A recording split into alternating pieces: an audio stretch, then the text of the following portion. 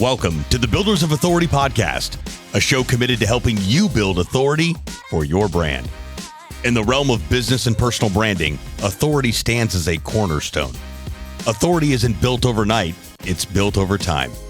So join us as we build something remarkable together. And now, here's your host, Adam McChesney. Welcome back, everyone, to another episode of the Builders of Authority podcast. Our title sponsor for the podcast is Go High Level, also known as GHL. GHL is the first ever all-in-one platform that gives you the tools, support, and resources you need to succeed and crush your marketing goals.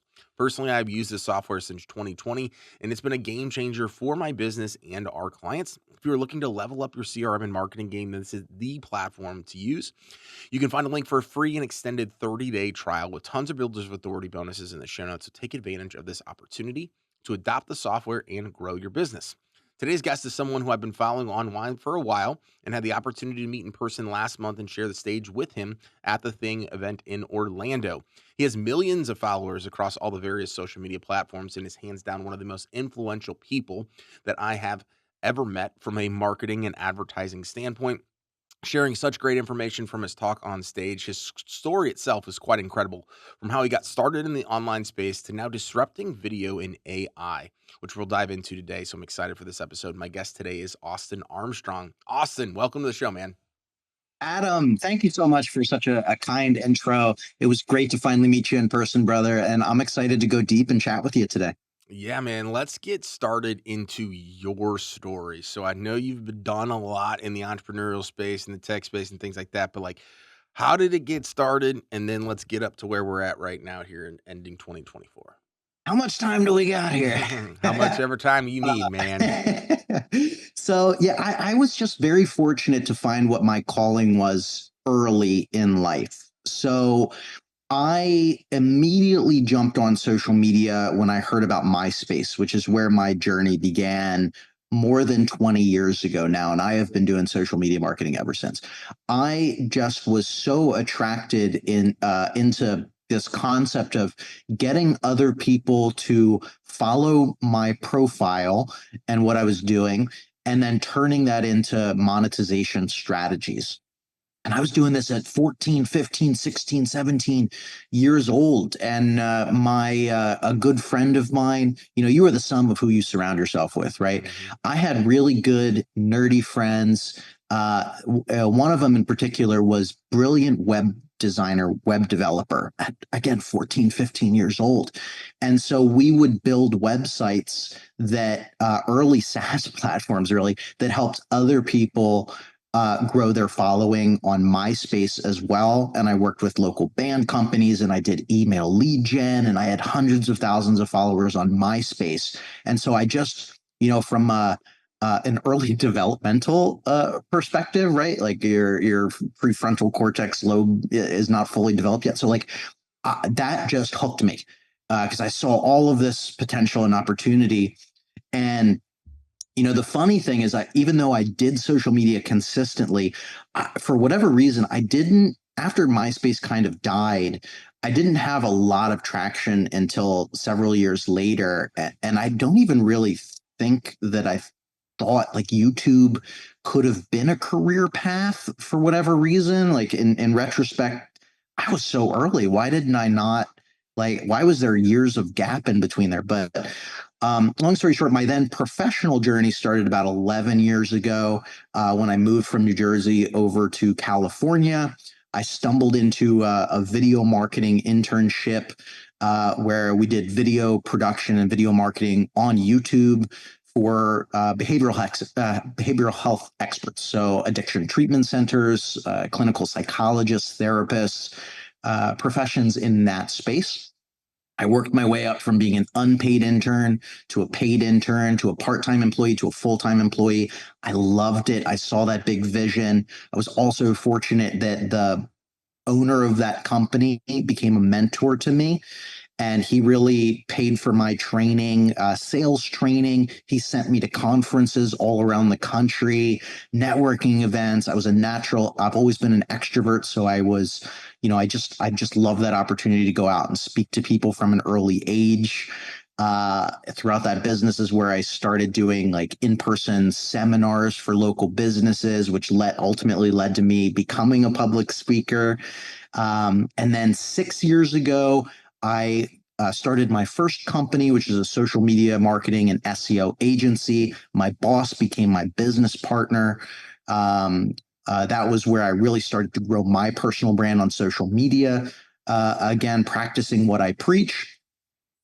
Throughout that whole journey, I had basically developed repeatable processes for our clients to be successful online, and in particular, grow a large following on social media with videos that convert into leads and sales.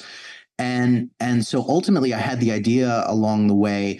I think I can streamline this with software. And this was even before AI. I started working on my company now, Syllaby, even before the ChatGPT boom. This was not originally an AI software company. This was a tool with software to do competitor research online, to find topics that customers were searching for, content calendar and organizational structure to really just help you develop a content strategy and stick with it and execute.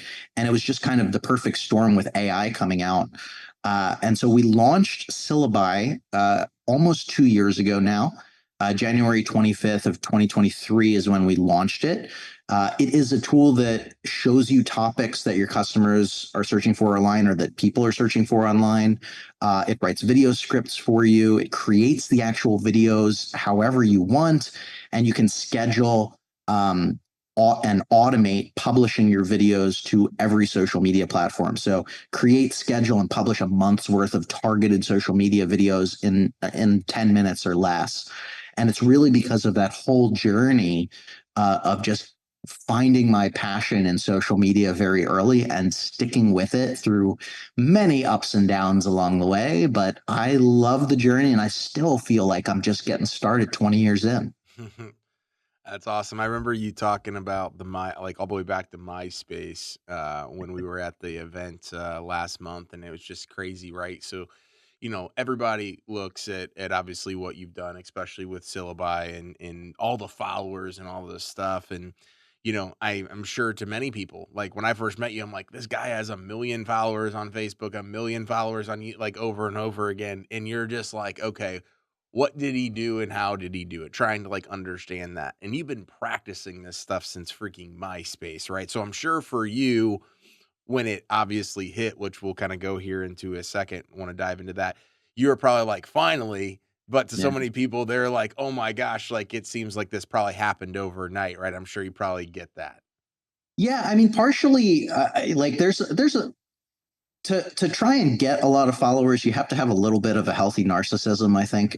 I try to be a good person, but like I sought it for a long time, and to be just completely transparent and honest, I was a little frustrated before it just started to click again, because I had hundreds of thousands of followers when I was a teenager. And I'm like, when I started doing a lot of this stuff again, I'm like, why is it not, like things are changing. It was a lot more competitive, 10 years later, Mhm. right? I knew I could do it again. I wanted to do it again. I wanted that attention online. I wanted that recognition online. And so that really just was a driving factor for me as well. I have just come to realize I do a lot of self-reflecting. What are my personal motivation styles? I i i, I just thrive off of recognition, to be honest with myself, and so that is a big part of it as well. But yeah, I mean, it's been quite a journey, and it really was just like a finally I did it again. I got to go again. So was there, and I know a little bit about the story from having heard you speak and just talking to you, but like, so was there a moment where it was like, okay, as you were growing this again, that you did something different and or it just hit? Yeah, there were two really big core moments, almost three. A lot of it was just timing, and placing good wagers. So I I had started my agency about a year prior, and then I was actually let go from my job, my full time job, in 2020, middle of the pandemic. And I was faced with that entrepreneurial decision of like, do I bet on myself? Do I try and find another job in the middle of the pandemic? Blah, blah, blah. I bet on myself. And I decided to go all in on TikTok for whatever reason. I'm a big Gary Vee fan. He was pushing it down our throats. I thought I was late, in 2020, going all in on TikTok. Here we are 4 years later, and it's still an opportunity. But um, I attended a webinar from Rachel Peterson, and that was a big aha moment for me that it clicked because I was not having a lot of traction on TikTok in particular. I was, and through her webinar, that was a really just key moment that I can place. That was the aha moment that helped me give myself a timeline and ultimatum and a clear focus. And I said, why am I on this platform? What do I want to accomplish?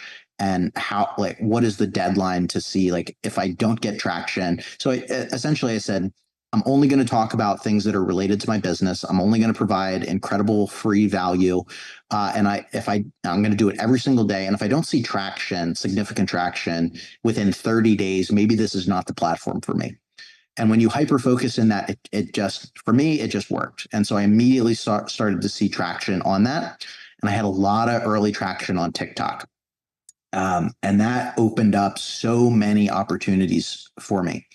I became an SEO guy on TikTok, which there really wasn't many people growing on TikTok talking about SEO at the time. So I became an SEO guy. I launched an SEO course. I got a ton of SEO clients from TikTok, and I kept growing my account, and it turned into, well, how are you growing on TikTok so fast? Can you teach that? That led into me trying to figure out short form video across all of these other platforms. I was also banned from TikTok. I've been banned now 5 times from TikTok. And so I was kind of forced to figure out all of these other platforms to diversify my audience. Fast forward to, now I think this was in 2022. So this was 2 years ago. I was really just trying to figure out YouTube and YouTube Shorts. And so shout out to Jeremy Vest, who's a really good friend, a YouTube expert. We just decided we're going to figure this out together. And so we would literally jump on meetings, on Zoom calls every single day and just test content and give each other constructive feedback and study other viral videos. And it was really through that. We did that for weeks, just every single day. Came to the conclusion that I don't need to repurpose everything that I'm posting on YouTube or from TikTok over to YouTube. Let me just try only focusing on the videos that were performing the best on TikTok. And this happened to be this these 5 websites feel illegal to know sketch series, where I'm kind of talking to myself and sharing a lot of useful websites and a brief highlight overview of what they do. This was kind of a remix of a style of content I was already doing. One of my earliest videos on TikTok is me sharing websites. I've been doing that for forever. And then this was just sort of a relatable style of communicating valuable information, that talking to yourself in a educator role and a person of interest role. And so I combined those two things and it became something fresh. And when I only started posting those videos on YouTube, it really exploded. And so, it took me, I think, 3 years to get to 5,000 subscribers on YouTube. And then once that hit, it went from 5,000 to 100,000 subscribers in 3 days. It just popped up on my memories on Facebook today, actually. The year of 2022, I gained 450,000 subscribers from that strategy because I just went all in. And I really remember it because I was on, I didn't even say this on stage, but I tried to work this story in, but I was on vacation with my wife in Mexico, and we're on the beach. We're sipping mezcalitas, and I'm just looking at Studio Beta app on my phone, YouTube Studio Beta app, and it's just going up 1 million views an hour. And she's like, that's great, but be present. We're on the beach in Mexico together. And then aside from that, I just kind of stuck with that, and I got really interested in the AI space as well, and so it was a really natural pivot for me from sharing useful websites for business owners and entrepreneurs to sharing AI websites for business owners and entrepreneurs. And I hit that at a really early area too. And so it's just been really lucky timing, I think, with my experience of I jumped into TikTok really early and had a lot of success there. And then I jumped into AI really early. And that, is still a giant momentum wave up. And so I just caught some of these things at a really good time. And it was the perfect match of short form content being huge, the culmination of 20 years of experience with trends that are going up. It's really worked out. It's been an amazing journey. Yeah. So, I mean, I want to reiterate that for the audience and kind of bring it all together. I think I hear three things is one, your experience, right? That you mentioned, like, hey, I've been in this space or in the online space for a while.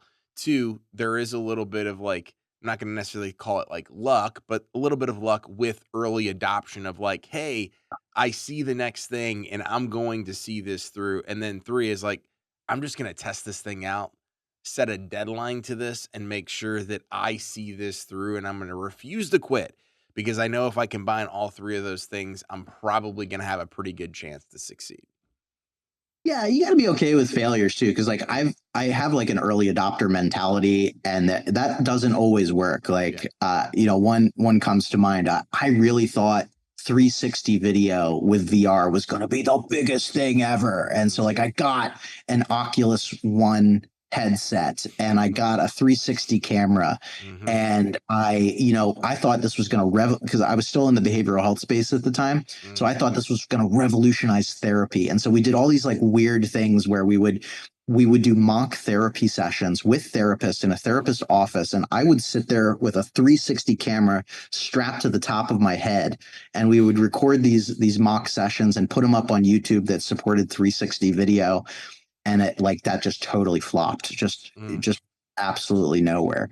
But if you place these early bets and you're strategic with them, like sometimes they pay off really well. Yep. Mm-hmm. Yeah. It's incredible, man. And just hearing the evolution of it, right? Where it's like, I'm sitting here, I've been on YouTube for about 2.5 years, just started a second channel. That one's growing quicker than my Mhm. first one. Still far behind the game in my mind. But you talk about doing this for 3 years, 5,000 subscribers. And I think there is that part where it's just like the consistency is over time going to ultimately get you to where you want to go. Doesn't matter what it is.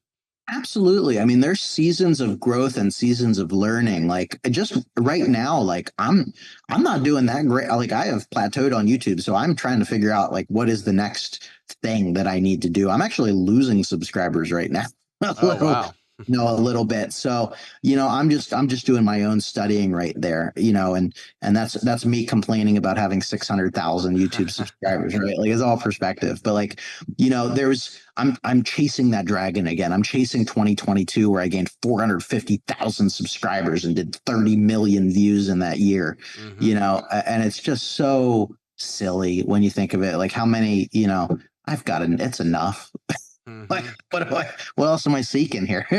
But Mm, I am still learning. I'm still testing. I'm still studying new things to try and continue to grow and evolve. yeah, love it. So you kind of talked a little bit about still running the agency and then starting with Syllabi, right? So Yeah. that kind of came into its infancy. Obviously, that's now kind of what you're focused on. Talk to us a little bit about obviously where it's at today. I know you mentioned how it kind of started, but what is the platform? Let's dive into that here a little bit. Yeah, yeah. So the idea for Syllabi at a high level is to streamline what I was doing at my content marketing agency 100 times faster, 100 times cheaper, more predictable. Um, and so we've really just kind of accomplished that. So you can we it starts with the discover idea area really if you want to go through a flow. We index all of search engines and social media platforms. So you can type in whatever you want. If you're a mortgage officer, you can type in VA loan, and it'll show you all of the questions with data behind it that people are searching for around that topic. And then with one click, you can generate a video script on that for shorts or up to 10 minutes long. Currently, we are working on longer video scripts as well. And then with one click, you can create a video that's faceless, which is AI generated images and video and B-roll, or an avatar video. You can create an avatar, like a deep fake of yourself. It looks like you, moves like you, sounds like you. If you just don't feel like pressing record that day, or you're just too busy to record a video yourself. And we also have a video editor that we built from scratch, because I don't want to limit you to how you create videos. I just want to help you create videos. So you can actually record the video yourself, load it into our editor, build it, edit it, customize it from scratch with your own branding, background music, B-roll, anything that you want. And then you can connect all of your social media pages. We're directly integrated with Facebook, Instagram, TikTok, LinkedIn, YouTube, and Threads. We have a whole content calendar, and so you can schedule all of those posts out. We use AI to optimize the titles, the descriptions of all of that. You can even generate YouTube thumbnails in Syllaby now. And you can bulk create up to 30 days of videos, up to 5 videos a day, and automatically publish and schedule to every single one of those social media platforms that I mentioned. And you can even track your analytics in Syllaby as well as from videos that have published. So I really wanted to create just the all-in-one solution. And we charge $25 a month for it. So I wanted to give people absolutely zero excuse. Because previously, we charged anywhere from $5,000 a month to $15,000 a month to do all of these things for our clients. And even now with software tools, to do what we're able to do, you really need like 3, 4, 5 different subscription costs. And I wanted to just make the best video marketing tool on the platform. And it's pretty amazing. We've got over 2,500 subscribers right now. We just crossed 100,000 MRR milestone, which is an amazing milestone we've been working towards. We're growing about 30% every month right now. We are just dialed in. We're very community focused and transparent company. It's like everything we do, I build in public. Everything we do is surrounding our communities. We do weekly free webinars for our community. I have really built an entire team around customer service and going above and beyond. I respond to every single query. Our developers are in our Facebook group. So like anytime there's a suggestion or feedback, we are on it. On top of it. And so we're just building this amazing tool with real feedback from our customers, and they love it. And, they have a say in how this thing is being built. And I love building in transparency. It's been amazing 2-year journey.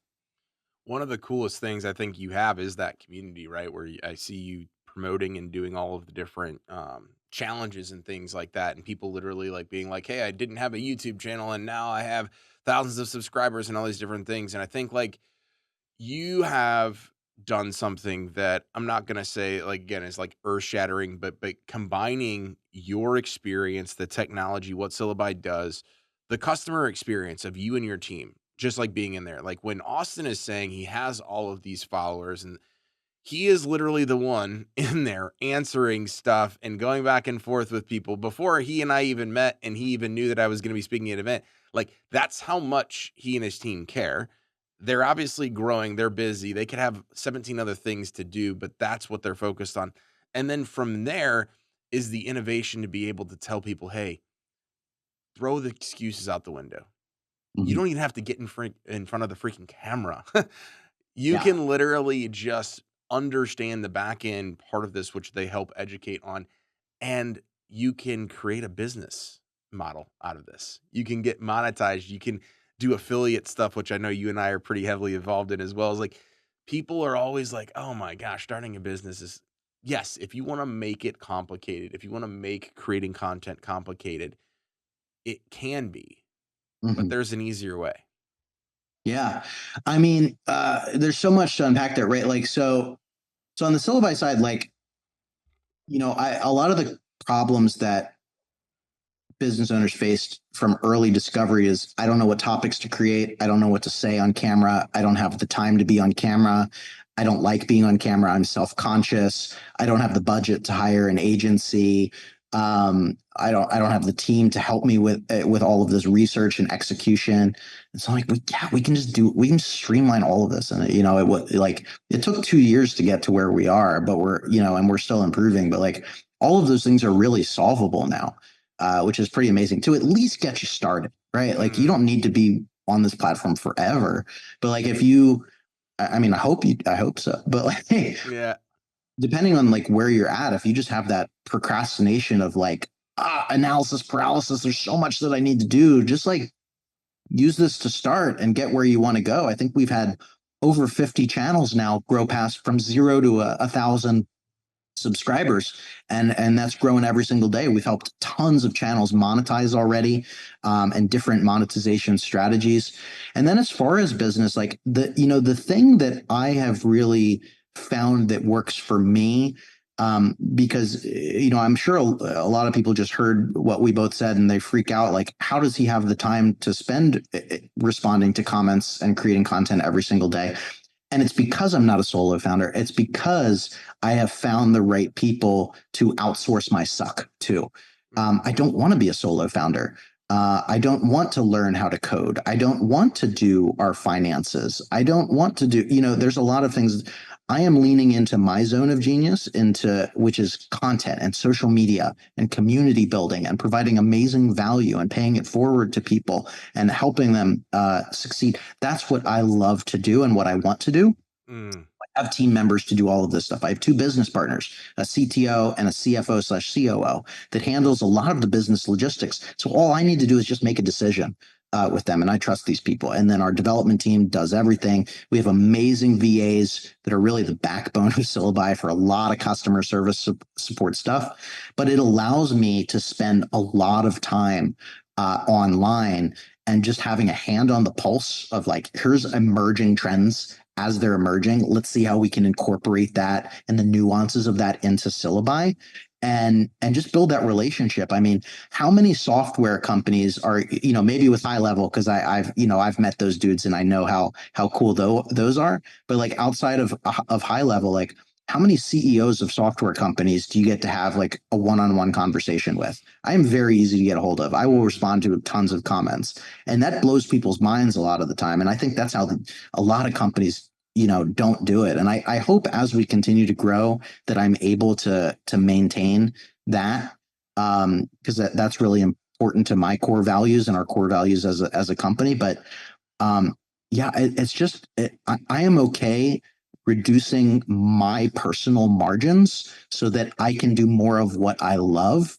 and spend more time with this community building, which I think will pay off much more in the long run. Absolutely. Well, and you're also talking about building processes. You're building structure, foundation, so in that way it's not all Austin, right? Yeah, And 100%. that's where I think so many people I've gone wrong. I'm sure you've been times where it's like, oh my gosh, I can't get away from work because if I'm not physically doing the thing, the machine doesn't run. If the machine doesn't run, I don't make money. And I think you only see with the help of AI and all of these different tools, you'll only see different models kind of come to the fruition in the future of you not having to be like, I'm creating content and then I'm also doing the bookkeeping and then I'm doing the selling. If you adopt these things and put the right people with the adoption of AI in place, the next couple of years are going to be incredibly fun if you're an entrepreneur. Oh, I totally agree. I mean, AI makes all of this so much easier than it's been up to this point. And that was one of the biggest lessons I learned at my first company, the agency, because I built it around my personal brand. And it was a painful, expensive lesson to learn that when you build something around your personal brand, when you are no longer involved, the engine slows down quite a lot. Yep. I could not sell my agency. I had to shut it down because I just couldn't get it away from me. And so that, that's just valuable lessons that I've learned, and I've applied that into Syllaby now. I learned from those past, I don't think I'm not going to consider it a failure because the agency made a lot of money. It was very, very good. But, these are lessons of things that I will do moving forward. So like, I'm going on vacation on Saturday. Like I'm, for the rest of the year. The ship's going to keep going, keep chugging along. We have these systems in place. It's not solely reliant on me. And when you first start a business for the first time, if you don't have those people that you can help, you have to do a lot of that stuff yourself, right? And then it's like what's worked for me. There's a great book on this, Buy Back Your Time by Dan Martell, is, get far enough along with money or whatever, and then just put a dollar value on your time and outsource the thing that you hate. You can time inventory, which is a concept from that book, and even like 4-Hour Work Week is a much older book on that same concepts. Take time inventory of what you do on a daily basis, on a weekly basis, score it based on what you like to do versus what you don't like to do, and the dollar value associated with that. Can I hire somebody to do that task to save me X amount of hours so that I can do more of what brings in more money in the first place? And that is how you scale slowly, but surely, if you just follow systems like that. Yeah, no, it's that's an incredible book, and it's one that like my first agency, and I'm even learning lessons still right now as we're regrowing and scaling our business again, is when you are everything in your business from a marketing and branding and I wear this hat and I wear that hat, it becomes so difficult. And I had a $2.5 million a year agency that was not sellable because it was Adam is saving everything, and it's tough. Yeah. I mean, most of the clients that we had were there for me, not for the processes. And like, that's when you step away, you lose clients. It's hard, man. It's hard. It's tough, man. Austin, well, this has been an incredible episode. Where can people stay connected with you and learn more about Syllaby? Yeah, so Syllaby is syllaby.io, syllaby.io. I'm very easy to find, Austin Armstrong across social media. Some of my handles are Social T Pro. But if you look up Austin Armstrong, I am the nerdy AI with glasses Austin Armstrong. I am not the 6 foot tall, good looking relationship vlogger in LA Austin Armstrong, nor am I the defensive lineman coach on the Florida Gators Austin Armstrong. I am right there in the middle on the business side. Oh, that's awesome, man. Well, thank you again so much. I know you're super busy, but I really appreciate you, man, and I appreciate you taking the time to chat with our audience. I appreciate you, brother. This is a great convo.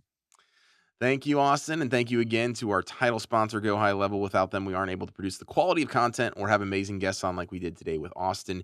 Check out a free and extended 30-day trial in the show notes. Make sure as well to leave us a 5-star review, making a big push to finish this year, headed into 2025 with more reviews on this podcast. And we'll see you next week. Remember, authority isn't built overnight, it's built over time. Thanks so much for tuning into this episode. We sure do appreciate it. If you haven't done so already, make sure you're subscribed to the show wherever you consume podcasts. This way you'll get notifications as new episodes become available. If you feel so inclined, please leave us a review. We sure do appreciate it. Until next time, friends.